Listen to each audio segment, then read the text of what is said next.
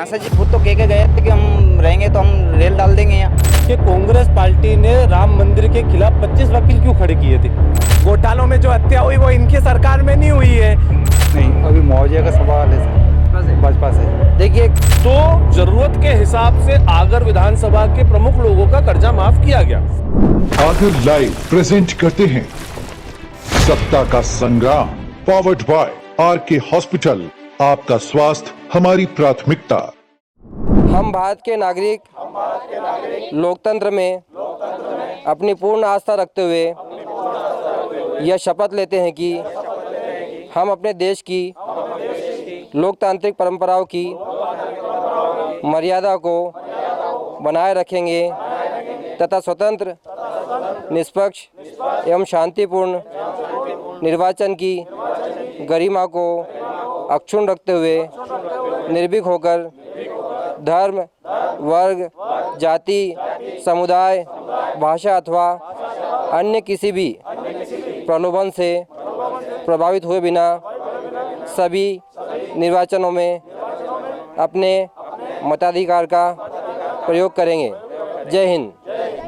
नमस्कार, आगर लाइव देख रहे हैं आप और इस समय हमारा कार्यक्रम सत्ता का संग्राम ग्राम पंचायत झलारा में पहुंचा है और झलारा से आज जो है जनता के सवाल जनप्रतिनिधियों से होंगे। आज हमारे बीच में दो प्रवक्ता जो भारतीय जनता पार्टी और कांग्रेस से दोनों मौजूद थे। मैं आपको उनसे रूबरू करूँगा, लेकिन दोनों के नाम आपको बता दूं मैं कि भारतीय जनता पार्टी से जिला प्रवक्ता मयंक राजपूत हमारे साथ हैं यहाँ पे, और कांग्रेस की ओर से कांग्रेस नेता अंकुश भटनागर हमारे साथ हैं। हमारे बीच में बहुत सारे सवाल आ रहे थे कि आप तो कांग्रेस के अंकुश भटनागर को लेकर आ रहे हैं, लेकिन आज हमने भाजपा को 2 दिन पहले सूचना हम हमेशा करते थे, लेकिन भाजपा ने पहली बार अपना प्रवक्ता भेजा है। हम जनता के सवाल जो है वो पूछेंगे और किससे होगा सवाल, सबसे पहले ये हम बात करेंगे। सबसे पहले दादा, आपका क्या नाम है? तूफान सिंह। किसी से सवाल है आपका भाजपा कांग्रेस से? कहीं सवाल को नहीं, कांग्रेस में तो ये कर्जो माफ करो तो उन्होंने जबका कांग्रेस में वही हम 15 महीने की सरकार रही और आगे पाछे को तो कहीं। आपको कुछ सवाल है भैया किसी को लेकर? नहीं, अभी मुआवजे का सवाल है सर। किससे सवाल है? भाजपा से। भाजपा से।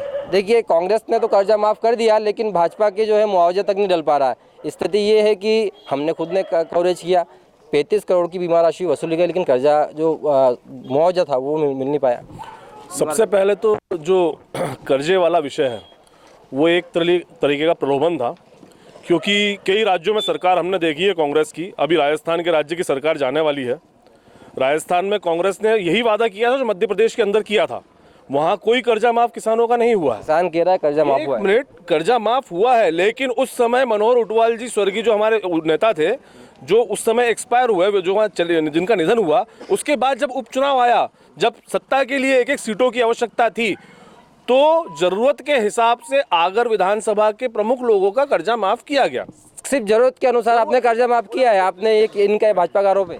देखिए, मेरे पास तो गांव की सूची है। हमने तो 100% कर्जा माफ आगर जिले में किया।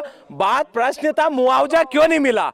वर्तमान में मुख्यमंत्री शिवराज जी हैं, वो जवाब नहीं मिला। मुआवजा क्यों नहीं मिला? पहले तो उस सवाल का जवाब लिया जाए ना, मुआवजा क्यों नहीं मिला? मुआवजा सरकार जितना दे सकती है उतना दिया है। बीमा कंपनी की गलती कारण मुआवजा रुका हुआ है, जो भी जल्द आने वाला है। मुआवजा ऐसा नहीं कि कहीं रुक जाएगा। मुआवजा जो मिलता है वो निश्चित मानक के आधार पे मिला है। उसका मानक बनाए सरकार ने, अपना रिलीफ फंड उसमें रिलीज कर दिया है। शासकीय अपनी जो कंपनियां हैं वो उसको रिलीज करके, और आचार संहिता अब लग चुकी है। आचार संहिता के बाद मुआवजा आएगा किसानों। आचार संहिता के बाद मुआवजा आएगा। सरकार किसकी बनेगी तो 3 दिसंबर को दिखेगा, लेकिन जनता के सवाल हम लेंगे। क्या किसी से लगता है कोई सवाल है आपका? किसी से सवाल नहीं है। अब मतलब आप बिल्कुल खुश हो? कुछ युवा हो आप, और युवा पढ़े लिखे हो? कहाँ तक पढ़े लिखे हो? 10वीं तक। 10वीं तक। हाँ। सरकार की तरफ से कुछ मुआवजा तो आपको, क्या आपको रोजगार मिला है? कुछ भी रोजगार नहीं मिला। आपको दादा कुछ लगता है कोई सवाल है यहाँ को लेकर? कुछ नहीं मिला हमको। दादा कोई सवाल किसी पार्टी से? बीमा का। देखिए, बीमा कट रहा, बीमा क्यों नहीं मिल रहा? देखिए, बीमा कट रहा है, बीमा नहीं मिल रहा है। बार बार सवाल बीमे का ही आ रहा है। किसानों को लेकर सवाल है। इसका जवाब आप कह रहे कि सरकार बनेगी या सरकार नहीं, मतलब चुनाव आचार संहिता खत्म होगी उसके बाद आएगा? खत्म होगी उसके बाद आएगा। कंपनियों का अपना एक तरीका है काम करने का। हमेशा बीमा आता है, ऐसा नहीं कि इससे पहले बीमा नहीं आया होगा। बीमा आया है, लेकिन किसी कारणवश वो लेट हुआ है तो वो आना है। उस बीच में चुनाव आ चुके हैं, बीमा आना है, तय है। बीमा आना तय, ये तो बात सही है कि बीमा आएगा। सरकार किसी बनी बात के बैठे। मुख्यमंत्री इनके थे ना, बीमा कंपनी में घोटाला किया ना, क्यों एक्शन नहीं कर पाए? ये इनका तो अभी मुख्यमंत्री फेस ही क्लियर नहीं है। इनसे पूछो कि इनका मुख्यमंत्री कौन है। हमारा क्या मुख्यमंत्री जी आज मैंने वीरेंद्र खटीक जी जो आपके केंद्रीय मंत्री है उनका 10 मिनट का इंटरव्यू लिया अपनी गाड़ी में और उनसे पूछा मैंने कि मध्य प्रदेश में जो सरकार है हर बार 3 बार चुनाव लड़े आपने सीएम शिवराज के नाम पे, इस बार एमपी के मन में मोदी, क्या फंडा है? नहीं, बिल्कुल देश के मन में मोदी, एमपी देश का हिस्सा है और पूरे भारत के मन में मोदी है। और मोदी एक ऐसा नेतृत्व है जिसने अपने आप को सिद्ध करके बताया है।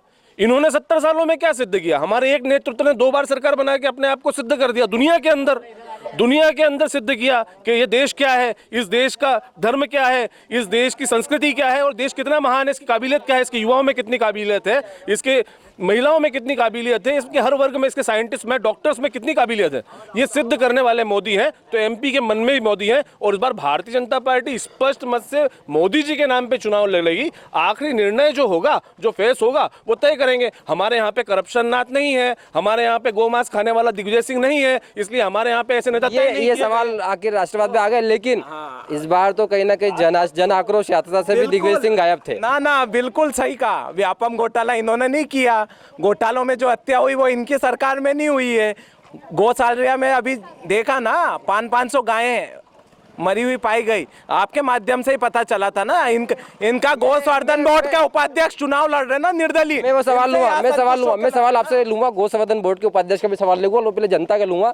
गौशाला आपके यहाँ पे बनी होगी कि नहीं बनी है? पर अधूरी गौशाला है। दादा गौशाला वगैरह बनी आपके? अधूरी किस कारण से पूरी नहीं हो पा रही? वो तो हम सरपंच साहब से भी सवाल लेंगे। आज सरपंच साहब भी हमारे बीच में, सरपंच साहब फंड नहीं आ रहा क्या ऊपर से कुछ?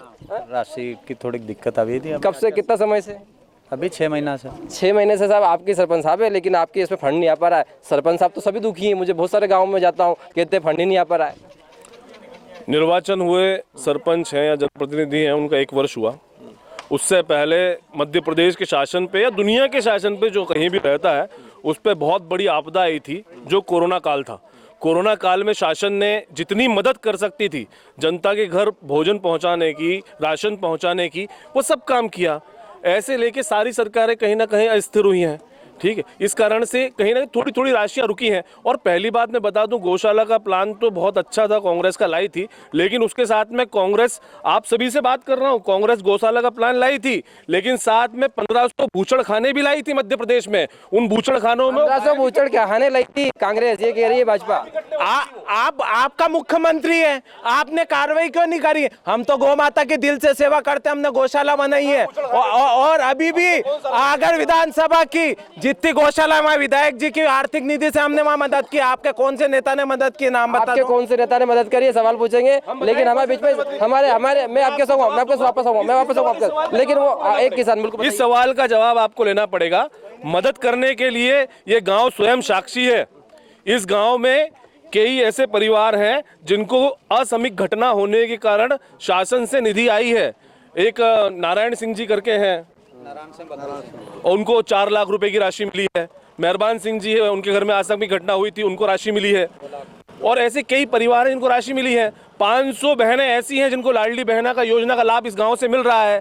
100 मकान यहाँ पर प्रधानमंत्री। लाडली बहना का सवाल मैं आपसे लूंगा दोबारा, लेकिन पहले इनका सवाल लूंगा। बताइए, मंत्री जी मर गए हैं कोरोना काल में, उसकी राशि क्यों नहीं डली? भैया बताइए, मंत्री जी मर गए, इनके पंचायत के सचिव तो मर गए, पैसे क्यों नहीं डल पाया? बताइए। देखिए, ये तो बहुत सामान्य सा प्रश्न है। वो था मंत्री जी, बिल्कुल आपके यहाँ घटना हुई, किसी का जाना बड़ा दुखद होता है, लेकिन उस समय आप मंत्री जो थे, जिला पंचायत ये सिद्ध नहीं कर पाई कि ये ऑन ड्यूटी थे। ये सरकार तो आपकी थी। नहीं, सरकार नहीं, आप समझिए इस बात को। जिला पंचायत सरकार हमारी थी, वो जिला पंचायत के कर्मचारी थे, शासन के कर्मचारी थे। शासन ने ये सिद्ध नहीं कर पाए कि वो ऑन ड्यूटी थे। अगर वो ऑन ड्यूटी रिकॉर्ड होते तो उनको उस समय कोरोना वॉरियर्स का अवार्ड। ऑन ड्यूटी रिकॉर्ड का नहीं मापदंड क्या? ऑन ड्यूटी का मापदंड नहीं आया था।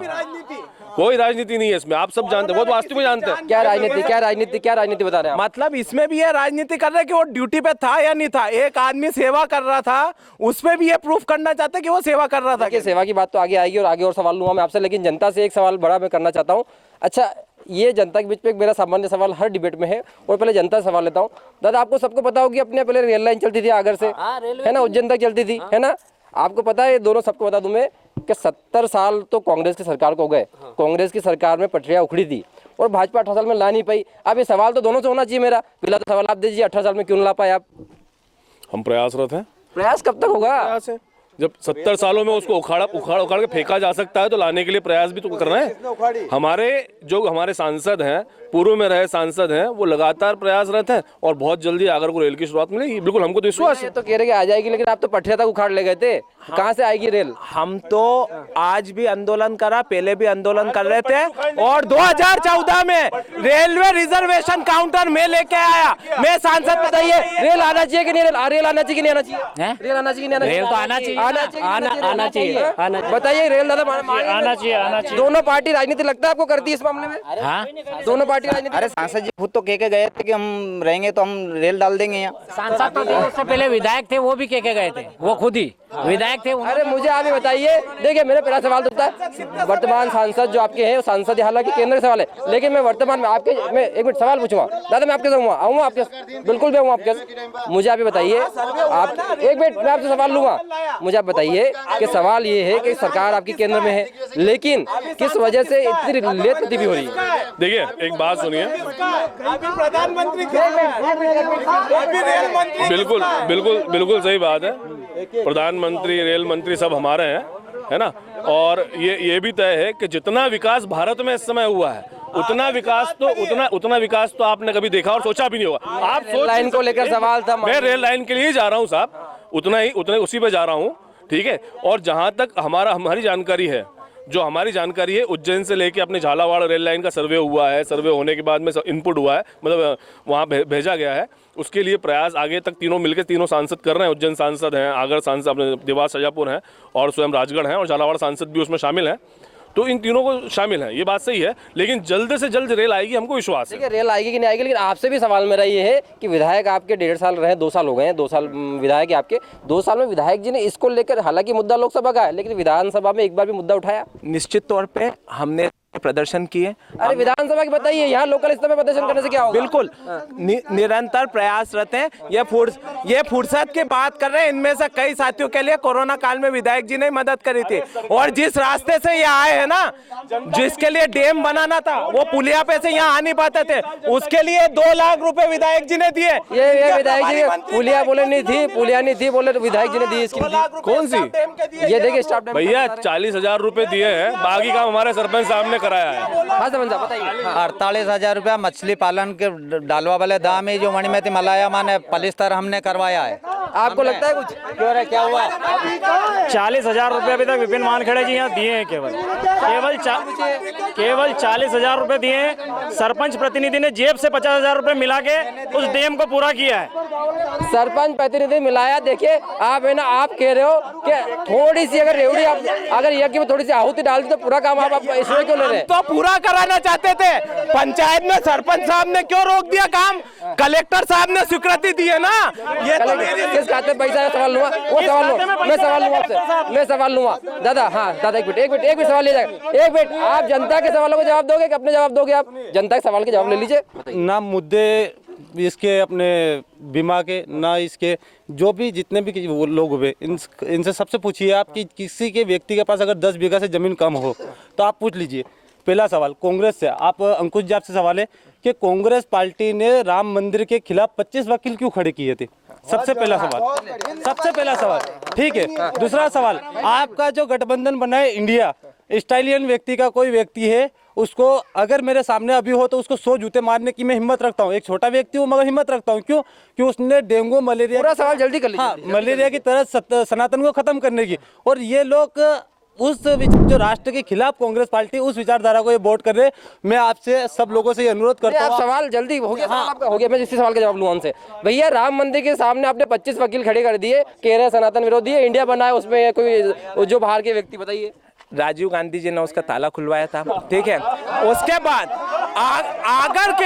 आगर के तमाम मंदिर में, आगर के तुलजा भवानी माता मंदिर में साउंड सिस्टम हमारे विधायक जी ने दिया, आगर के जेश्वर महादेव मंदिर में हमने दिया। ये यदि कह रहे ना कि आगर के 120 मंदिर है शासकीय मंदिर, इनकी सरकार थी, अभी भी पुजारियों को ये मानदेय दे पा रहे? पुजारी को मानदेय क्यों नहीं दे पा रहे, बताइए आप। पहली बात बड़ा मेरे कांग्रेसी मित्र ने बड़ा अच्छा मजाक किया कि राजीव गांधी ने ताला खोला। एक बात बता दें, 500 साल पूर्व तोड़ा गया मंदिर, 500 साल पहले तोड़ा गया मंदिर, उसका ताला कहाँ से लाए थे राजीव गांधी? चाबी कहाँ लगाई थी उन्होंने? ताला कहाँ था, चाबी कहाँ से लाए थे? मेरी बात सुनिए ना, ये सुने, ये इन्होंने बात को घुमाया गया। यही जालारा के मंदिर में प्रधान सिंह जी को हमने भजन मंडली को सहयोग राशि दी है, ये क्यों नहीं देते? माननीय पुजारी जी, अच्छा बात मंदिर की हो रही है, मंदिर आते थे, इधर आइए इधर आइए इधर आइए दादा, एक मिनट दादा, पुजारी हो आप, मानदेय मिल रहा है आपको? नहीं मिल रहा। इनके खाते में पैसे गए क्या? आपके खाते में पैसा है क्या? नहीं, अरे एक मिनट सुन लो आप, अरे सुन लीजिए आप, अभी सवाल आपसे उठता है। एक मिनट, ये सवाल आपसे ही है, सरकार आपकी मानदेय क्यों नहीं देती पुजारी मानदेय की को? बात एक हो मिनट, रही हाँ, है योगी जी। पहले आप बोल रहे हैं कि आपने इस मंदिर में पैसा दिया है, किसके खाते में पैसे डलवाया आपने? कोई पैसा आया था मंदिर में आपको? नहीं कौन से मंदिर में डाला भैया, कौन से मंदिर में डाला बताओ? वो खड़े, पूछो प्रधान सिंह जी से, वो बताएंगे किसको आया। कौन से पुजारी क्या? कोई एक पुजारी हो क्या? कौन पुजारी बताइए? मंदिर में खाते में पैसे आए। कौन से मंदिर खाते में आए? राम मंदिर। देखो एक मिनट, एक बात बताते हैं, शांति, ये सबसे बड़ी, देखो हनुमान जी मंदिर में ये कह रहे जनता कह रही है हनुमान जी मंदिर में पैसा आया है, आप बताइए, बोल तो रहे हूँ। अब क्या कौन से हनुमान जी मंदिर में पैसा आया, बताइए आपको प्रूफ बता दो। आपकी दूसरी बात, आपकी सरकार में पुजारी को मुझे नहीं पता। आपने अपने व्यक्तिगत कार्यकर्ता को डाल दिया और उसको आप बताएंगे कि इनको हमने पुजारी नियुक्त कर दिया है ना? ऐसी एक मिनट, मैं आप सबके सामने एक बात बहुत स्पष्ट कर दूं कि माननीय वर्तमान विधायक जी ने पूरी विधानसभा के अंदर अपने व्यक्तिगत कार्यकर्ताओं को पैसा डाला है और उसको दिखाया कि हमने जनता के लिए पैसा डाला है। देखिए जनता का पैसा आएगा। पुजारी जी है आप, कौन से मंदिर पुजारी है? बजरंग बली का आया कोई विधायक की तरफ से पैसा? नहीं आया। भैया हनुमान जी भी आ गए, अरे हनुमान जी के नाम से राजनीति कमलनाथ जी कर रहे, पैसा नहीं आ पा रहा, बताइए। देखिए, आपके सामने जो भजन मंडली के साथी आए थे, हमने उसको तो सहयोग किया। ये बस नारेबाजी करते ना, इनसे पूछो। तीसरी बार, अरे आप मयंक जी राजनीति कर लीजिएगा, बाद में सवाल ले लीजिए, मिले सवाल। अरे एक मिनट, हाथ पहले सवाल कर लेने दीजिए, नारे बाद में लगाइएगा। मैं यूँ बोल रहा कि शिवराज सिंह जी ने मुआवजा के 40-40 हजार रुपए हेक्टर दो, तो अब 40-40 हजार हेक्टर कहाँ गए मुआवजा? ओ भाई साहब, भैया आप राजनीति धर्म के नाम पर बाद में कर लीजिएगा, रुकिएगा 2 मिनट, धर्म के नाम पे राजनीति आप दोनों बाद में कर लीजिएगा। किसान का सवाल, किसान दोनों से सवाल है मेरा दोनों से सवाल है। 40,000 मुआवजे क्यों नहीं आ पाए? धर्म के लिए लड़ने का 40,000 मुआवजे क्यों नहीं आ पाए, बताइए? 40,000 मुआवजे क्यों नहीं? बाबा बैजनाथ को 18 करोड़ आप सवाल बच्चे बताइए। एक मिनट मस्जिद के लिए मंदिर जमीन किसने दी थी? मुझे बताइए, आपने दी। आप मुझे बताइए, सवाल उसको बताइए। किसान का सवाल है, उस पे मुआवजा क्यों नहीं मिल पाया उसको? 40,000 का मुआवजा क्यों नहीं मिल पाया उसको? एक मिनट शांत हो जाइए, मैं अपनी डिबेट को अभी शांत करूंगा और अगले गांव मिलूंगा, क्योंकि राजनीति अब भाजपा कांग्रेस जो है कहीं ना कहीं धर्मों को लेकर करने लग गई है और बात वही आ रही है। लेकिन किसान का सवाल मैं करूंगा, मैं किसान का सवाल आगे करूंगा और आगे गांव मिलूंगा। धन्यवाद, बने रहिए आगे लाइव के साथ। Powered by R K hospital.